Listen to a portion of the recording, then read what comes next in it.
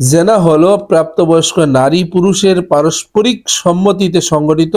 হাদিসে স্পষ্টভাবে এসেছে ধর্ষণের ঘটনায় ভুক্তভোগী নারীর উপর কোনো শাস্তি নেই। আসসালামু আলাইকুম ওয়া রাহমাতুল্লাহি ওয়া বারাকাতুহু। ইন্নাল হামদুলিল্লাহ ওয়াসসালাতু ওয়াসসালামু আলা মান লা নাবিয়্যা বা'দা। আম্মা বা'দ। قال الله تعالى في كلامه المجيد فأعوذ بالله من الشيطان الرجيم بسم الله الرحمن الرحيم الذين يرمون المحصنات ثم لم يأتوا بأربعة شهداء فاجلدوهم 80 جلدة وقال رسول الله صلى الله عليه وسلم إن الله قد غفر له وأقيموا الحد على الرجل أو كما قال عليه الصلاة والسلام। মুআজ্জাজ মুহতারাম, সম্মানিত দিন দরদি ভাই, আল্লাহ রাব্বুল আলামিনের দরবারে অসংখ্য অগণিত শুকর সুজুদ। আল্লাহ পাক রাব্বুল আলামিন আমাদেরকে ভালো রেখেছেন, সুস্থ রেখেছেন। আজকে একটি গুরুত্বপূর্ণ টপিক নিয়ে কথা বলবো, সেটা হলো ধর্ষণ। ধর্ষণের ব্যাপারে যেটা বাংলাদেশে বর্তমানে অনেক বড় ক্রাইসিস তৈরি করেছে এবং আমাদের মা বোনদের ইজ্জত সম্মান হানির চেষ্টা করা হচ্ছে। এই ধর্ষণের ব্যাপারে ইসলামী শরীয়তে কি বলে, এর বিচার কি?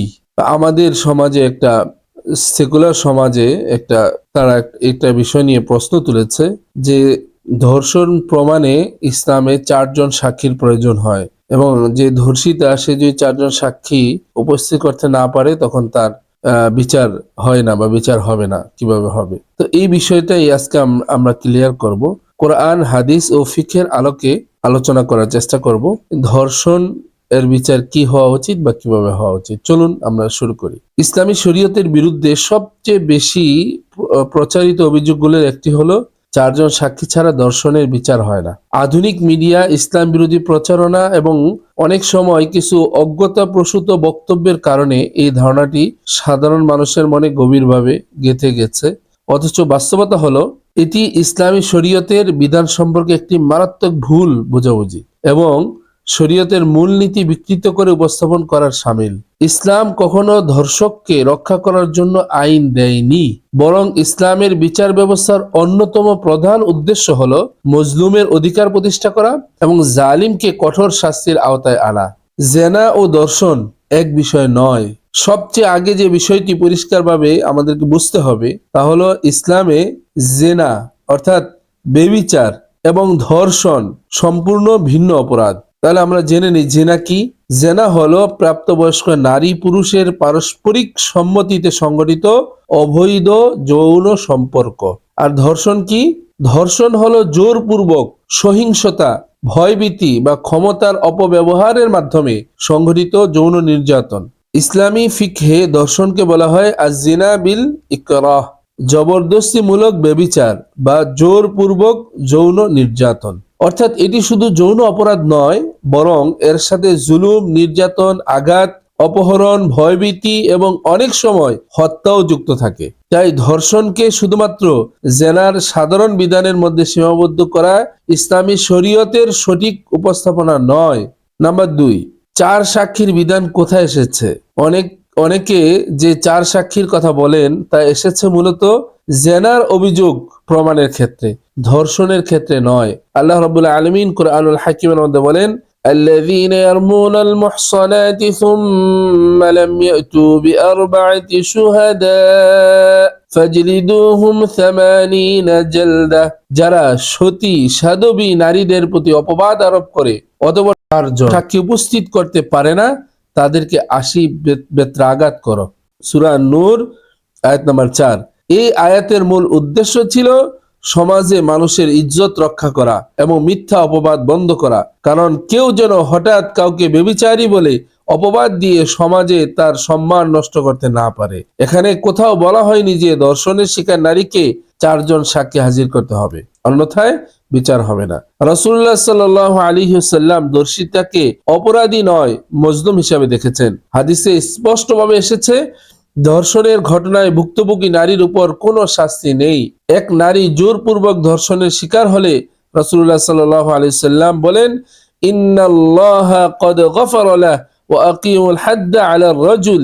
নারীর কোনো অপরাধ নেই, শাস্তি হবে সেই ব্যক্তির উপর যে এই কাজ করেছে। আবু দাউদ হাদিস নাম্বার 4379। ইমাম তিরমিজি রহমতুল্লাহি আলাইহি বলেন, এই ব্যাপারে আলেমদের আমল হলো জোরপূর্বক ধর্ষণের শিকার নারীর উপর কোনো হদ নেই।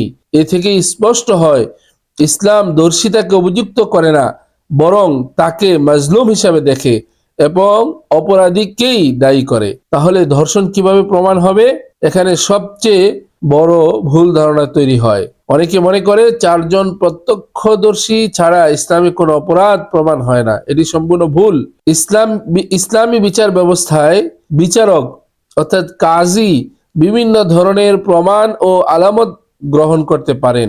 ফিকহের ভাষায় এগুলোকে বলা হয় করাইন, আল করাইন বলা হয়, অর্থাৎ শক্তিশালী আলামত বা পরিস্থিতিগত প্রমাণ।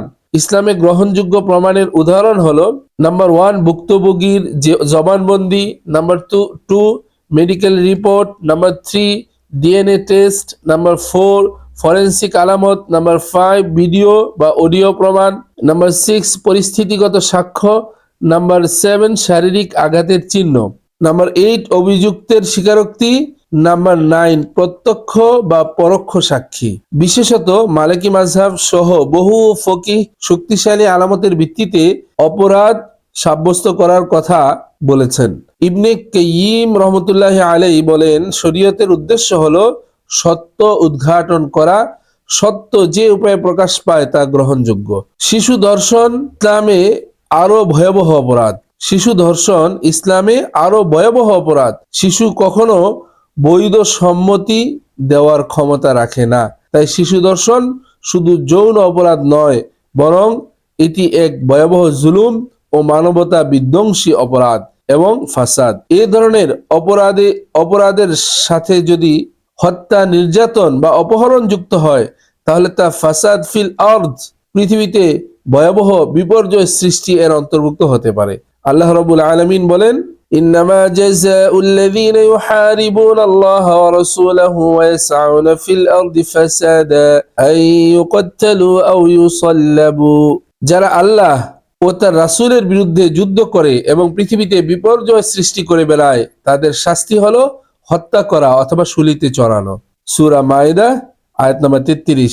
এ কারণেই বহু ইসলামী আইন বিশেষজ্ঞ ধর্ষণ হত্যার শাস্তি হিসাবে মৃত্যুদণ্ডের কথা বলেছেন। ইসলামের উদ্দেশ্য জালিমকে রক্ষা করা নয়।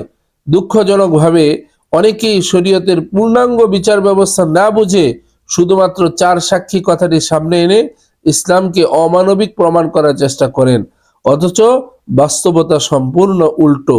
ইসলামের শরীয়তের অন্যতম মৌলিক নীতি হলো আয-যারারু ইয়াজাল, ক্ষতি ও জুলুম দূর করতে হবে।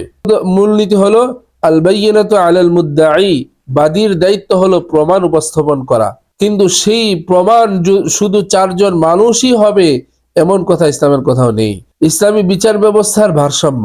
ইসলাম এমন একটি ভারসাম্যপূর্ণ বিচার নীতি দিয়েছে যেখানে নিরপরাধ ব্যক্তি যেন মিথ্যা অভিযোগের শাস্তি না পায়, আর প্রকৃত অপরাধী ও যেন ছাড় না পায়। এই কারণেই ইসলাম একদিকে মিথ্যা অপবাদের বিরুদ্ধে কঠোর অবস্থান নেওয়া হয়েছে, অন্যদিকে ধর্ষক ও জালিমের বিরুদ্ধে কঠোর শাস্তির বিধান রাখা হয়েছে। তাই শেষ কথা হলো এটা, ধর্ষণ প্রমাণে 4 সাক্ষী লাগে এই বক্তব্যটি ইসলামের শরীয়তের সঠিক অবস্থান নয়, বরং এটি শরীয়তের বিধান সম্পর্কে অজ্ঞতা, বিভ্রান্তি অথবা উদ্দেশ্যমূলকভাবে অপপ্রচারের ফল।